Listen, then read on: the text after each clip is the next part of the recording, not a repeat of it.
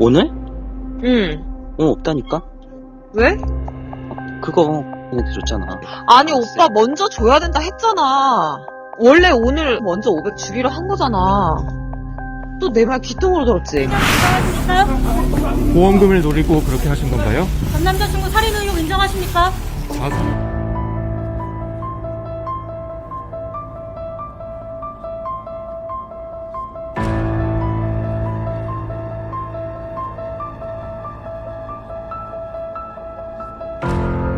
이은혜 한국에서 가장 충격적인 보험금 살인사건 중 하나와 연결된 이름입니다. 1991년생인 이 여성은 사형을 선고받지는 않았지만 남편을 죽음으로 내몬죄로 무기징역을 선고받고 복역 중입니다. 이 사건에서 가장 소름 끼치는 점은 범행 수법이 아니라 마지막까지 이어진 그녀의 기만입니다. 피해자의 마지막 식사는 살인자의 손으로 직접 준비되었고 그가 마지막으로 들은 말은 자신을 죽음으로 내모는 말이었습니다. 오늘 우리는 검은 과부 이은혜의 가스라이팅 금전적 착취부터 잔인한 부작위에 의한 살인에 이르기까지 그녀의 잔혹한 계획 전체를 파헤쳐 보겠습니다. 다음 내용에는 실제 범죄와 폭력에 대한 세부 정보가 포함되어 있으니 시청에 유의하시기 바랍니다. 이 비극적인 이야기는 2019년 6월 30일 운명의 여름날 웅장한 폭포와 아름다운 자연 경관으로 유명한 관광지인 경기도 가평의 한 계곡에서 시작됩니다. 대부분의 사람들에게 그날은 즐겁고 편안한 완벽한 주말이었습니다. 하지만 대기업에서 일하던 39세의 재능이 있는 연구원 윤상엽 씨에게 그날은 비극적인 삶의 마지막 장이 되었습니다. 초기 뉴스는 안타까운 익사사고로 보도되었습니다. 젊은 친구들이 소풍을 갔다가 한 남성이 불행히도 발을 헛디디거나 물에 뛰어든 후 다시는 떠오르지 못했다는 것이었습니다. 현지 경찰도 처음에는 그렇게 결론 내렸습니다. 사고구 이상도 이하도 아니었습니다. 윤 씨의 시신은 맑은 물속에서 발견되었고 뚜렷한 저항의 흔적 없이 깊은 물 밑으로 가라앉은 자의 죽음의 침묵만이 있었습니다. 그러나 윤상엽 씨의 가족에게 그의 죽음은 처음부터 의혹의 그림자를 드리웠습니다. 그들은 윤 씨가 수영을 못할 뿐만 아니라 물을 무서워한다는 것을 알고 있었습니다. 그가 자발적으로 높이 4m의 바위에서 깊이 3m의 물웅덩이로 뛰어내렸다는 것은 전혀 이치에 맞지 않았습니다. 그의 갓 결혼한 아내 이은혜를 포함해 그날 함께 있었던 친구들은 모두 용기를 시험하는 게임이었다고 진술했습니다. 하지만 그의 가족은 그 말을 믿지 않았습니다. 그들은 질문을 던지기 시작했고 윤 씨의 마지막 몇 년간의 삶에 대한 고통스러운 기억의 조각들을 되짚었습니다. 그들은 평범한 결혼 생활에 이면의 아들이 조용히 견뎌내야 했던 착취 조종 고통으로 가득 찬 이야기가 있다는 것을 알고 있었습니다. 그들의 의심은 더 깊은 수사의 씨앗을 뿌렸고 얼마 지나지 않아 모든 세부 사항까지 꼼꼼하게 계획된 냉혹한 살인 음모를 가리고 있던 장막이 걷히기 시작했습니다. 가평 계곡에서의 사고는 우연한 사건이 아니었습니다. 그것은 피해자의 아내와 그녀의 내연남이 꾸민 실패한 여러 차례의 살인 시도의 정점이었습니다. 이 모든 것은 단 하나의 목적 즉 8억 원화나 약 145억 베트남동에 달하는 거액의 생명보험금을 타내기 위함이었습니다. 이은혜의 범죄 여정은 분노에 찬 우발적인 행동이 아니라 끝없는 탐욕과 상상할 수 없는 잔인함에서 비롯된 치밀하게 계산된 계획이었습니다. 이은혜와 윤상엽 씨의 관계는 처음부터 거짓이었습니다. 그들은 2017년 3월에 혼인신고를 했지만 실제 부부처럼 함께 산 적은 거의 없었습니다. 이은혜에게 이 결혼은 연봉 6천만 원이 넘는 유망한 경력을 가진 척하고 순진한 남자인 윤 씨를 통제하고 그의 재산을 갈취하기 위한 도구에 불과했습니다. 이은혜는 내연남 조연수와 함께 윤 씨의 삶을 지옥으로 만들었습니다. 그들은 윤 씨의 모든 월급을 통제했고 그의 모든 수입을 이은혜의 계좌로 이체하도록 강요했습니다. 꿈의 직장을 가진 이 남자는 비좁고 습한 반지하 방에서 살아야 할 꽃기니를 해결하기 위해 친구나 동료에게 돈을 빌려야 하는 경우가 잦았습니다. 그는 수억 원에 달하는 빚더미에 앉게 되었고 그동안 이은혜와 조연수는 그의 돈으로 호화로운 생활을 즐겼습니다. 이 과정은 단순히 금전적 착취가 아니라 가스라이팅이라 불리는 교묘한 심리적 고문이었습니다. 이은혜는 계속해서 윤 씨를 조종하여 그의 비참한 처지가 모두 그의 잘못이며 그가 짐스러운 존재이고 자신을 부양하기 위해 모든 것을 해야 한다고 믿게 만들었습니다. 돈을 갈취하는 것만으로는 탐욕을 채울 수 없게 되자 이은혜와 조연수는 마지막 단계로 나아가기로 결심했습니다. 바로 보험금을 타내기 위해 윤 씨를 제거하는 것이었습니다. 첫 번째 음모는 2019년 2월에 일어났습니다. 그들은 가장 강력한 신경독 중 하나인 보고 독테트로 도톡신을 구입해 윤 씨의 음식에 몰래 섞었습니다. 하지만 운이 좋았는지 혹은 양이 부족했는 지윤 씨는 가벼운 중독 증세만 보인 채 자신이 죽음의 문턱에서 벗어났다는 사실도 모른 채 살아남았습니다. 이에 굴하지 않고 불과 3개월 후인 2019년 5월 그들은 또 다른 계획을 실행했습니다. 용인의 한 낚시터에서 그들은 윤 씨를 물에 빠뜨려 죽이려 했습니다. 그가 방심한 틈을 타 물속으로 밀어버렸습니다. 하지만 또다시 운명은 윤 씨의 편이었고 함께 있던 친구가 제때 발견하여 그를 구해냈습니다. 연이은 두 번의 실패는 이은혜와 조연수를 더욱 대담하고 잔인하게 만들었습니다. 그들은 누구도 의심할 수 없는 완벽한 사고 현장을 만들어야 한다는 것을 깨달았고 가평 계곡을 선택했습니다. 2019년 6월 30일 그들은 윤 씨와 친구들을 폭포로 유인했습니다. 그곳에서 그들은 윤 씨에게 자신을 증명하는 방법이라며 높은 바위에서 물웅덩이로 뛰어내리라고 계속해서 부추기고 강요했습니다. 물을 무서워하고 수영을 못하는 윤 씨는 처음에는 거절했습니다. 하지만 아내와 그녀의 친구들로부터 오는 심한 심리적 압박에 결국 굴복했습니다. 그는 뛰어내렸습니다. 윤 씨가 차가운 물속에서 절망적으로 허우적거리는 순간 이은 해조 현수 그리고 나머지 사람들은 그저 둑 위에서 내려다보기만 했습니다. 그들은 구조를 요청하지도 구명환을 던지지도 아무것도 하지 않았습니다. 그들은 단지 그곳에 서서 남편이라 부르고 친구라 불렀던 남자의 몸에서 생명이 서서히 꺼져가는 것을 냉담하게 지켜봤습니다. 그들은 그를 죽게 내버려뒀습니다. 이 행위는 훗날 법원에서 부작위에 의한 살인으로 명명되었으며 직접 손을 대는 것보다 더 무서운 범죄입니다. 그것은 절대적인 잔인함이며 피해자의 마지막 순간에 살아남을 모든 희망을 빼앗는 행위였습니다. 그들의 유일한 실수는 자신의 연극을 너무 자신한 나머지 한 가족의 사랑과 정의의 끈기가 그런 범죄를 결코 묻히게 두지 않을 것이라는 점을 예상하지 못한 것이었습니다. 냉혈한 살인자의 얼굴 뒤에 이은혜는 평탄하지 않은 과거를 가지고 있었지만 그것이 그녀의 범죄를 변명할 수는 없습니다. 가난한 가정에서 태어나 부모가 일찍 이혼하면서 이은혜는 어릴 때부터 힘든 삶을 살아야 했습니다. 그녀는 성매매에 연루된 적이 있으며 복잡한 생활 방식을 가졌던 것으로 알려졌습니다. 바로 그런 환경 속에서 이은혜는 물질을 중시하고 자신의 목적을 달성하기 위해 무엇이든 할 준비가 된 왜곡된 인격을 형성했습니다. 피해자 특히 윤상엽 씨와의 관계는 전적으로 기만과 이용 위에 세워졌습니다. 반면 윤 씨는 교양 있고 온화하며 따뜻한 마음을 가진 남자였습니다. 그는 평범한 가정에서 자라 좋은 교육을 받았고 밝은 미래를 가지고 있었습니다.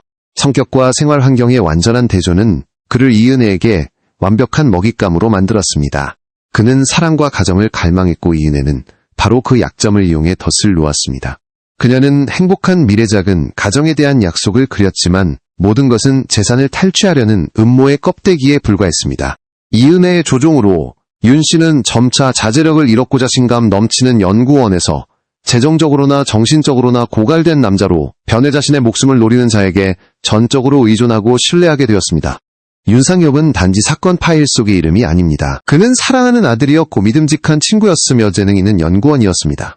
비극이 닥치기 전 그는 가족의 자랑이었습니다. 그는 한국 최고의 대기업 중 한 곳에서 자리를 잡기 위해 열심히 일했으며 아직 이루지 못한 계획과 꿈이 있었습니다. 그의 가족은 그를 온화하고 말수가 적지만 항상 다른 사람을 배려하는 사람으로 기억합니다. 그들은 아들에게 행복을 가져다 줄 것이라 믿었던 결혼이 그를 죽음으로 이끈 길이 될 줄은 상상도 못했습니다. 그들의 고통은 헤아릴 수 없습니다. 그들은 아들을 잃었을 뿐만 아니라 그 죽음을 초래한 자가 바로 그들이 한때 받아들였던 며느리라는 끔찍한 진실과 마주해야 했습니다. 수사와 재판 과정 내내 윤 씨의 가족은 정의를 되찾기 위한 끈기의 상징이 되었습니다. 그들은 윤 씨의 비참한 재정 상태, 이은혜의 거짓말에 대한 중요한 증거를 제공했으며 진실이 밝혀질 것이라는 희망을 결코 포기하지 않았습니다. 법정에서 피해자의 누나가 한 말은 방청석 전체를 침묵하게 만들었습니다. 제 동생은 너무 외롭고 고통스러운 삶을 살았습니다. 저 세상에서는 부디 편히 쉬고 동생을 해친 자들이 죗값을 치르기를 바랄 뿐입니다. 초기 수사는 사고사라는 결론으로 교착 상태에 빠질 뻔했습니다. 하지만 이은혜가 보험사에 8억 원의 보험금 지급을 청구하면서 모든 것이 바뀌었습니다. 보험사는 서류를 검토한 후 여러 의심스러운 점을 발견했습니다. 그들은 피해자의 어려운 재정 상황 과수형을 못하면서도 그런 위험한 활동에 참여했다는 점에 주목했습니다. 그들은 지급을 거부하고 수사기관에 사건을 제보하기로 결정했습니다. 이것이 바로 이은혜와 조연수의 몰락을 가져온 첫 번째 단서였습니다. 사건의 결정적인 전환점은 SBS의 유명 시사고발 프로그램 것이 알고 싶다가 취재에 나서면서 찾아왔습니다. 그들은 독자적인 조사를 통해 피해자의 가족 친구들을 인터뷰하고 사건의 의심스러운 점에 대한 심층 분석을 내놓았습니다. 윤 씨가 돈이 없는데도 이은혜에게 억지로 놀러가야 한다고 절망적으로 친구에게 털어놓는 마지막 통화 녹음이 공개되자 여론은 분노의 물결로 들끓었습니다. 대중의 압력은 경찰이 수사를 본격적으로 재개하도록 만들었습니다.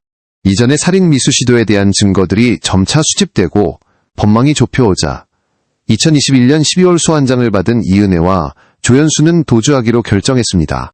경찰은 전국에 공개 수배령을 내렸고 이 살인 커플의 사진이 모든 언론 매체에 도배되었습니다. 추격은 4개월 동안 계속되었습니다. 마침내 2022년 4월 16일 경찰은 흔적을 추적하여 서울 근교 고양시의 한 오피스텔에서 두 사람을 모두 검거했습니다. 체포되는 순간 이은혜는 전혀 저항하지 않았. 고차가운 얼굴에는 후회의 기색이 전혀 없었습니다.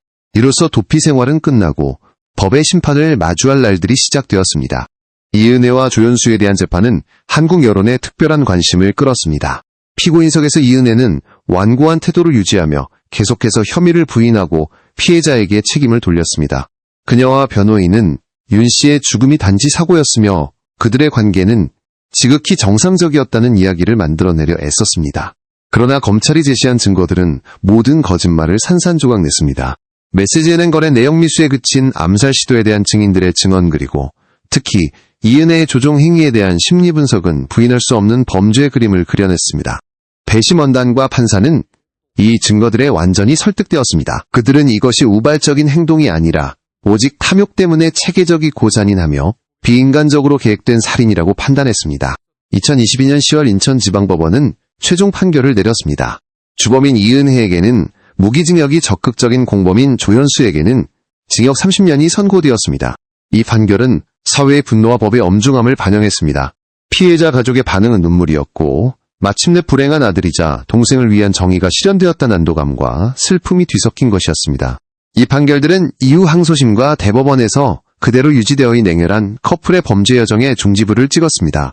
최종 판결을 기다리는 수감기간 동안 이은혜는 태도에 거의 변화가 없는 것처럼 보였습니다.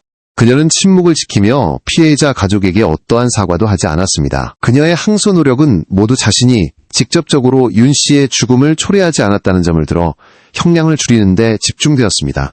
하지만 법은 명확한 답을 내렸습니다. 위험에 처한 사람을 구할 의무와 능력이 있음에도 불구하고 구하지 않는 것 또한 살인의 한 형태라는 것이었습니다.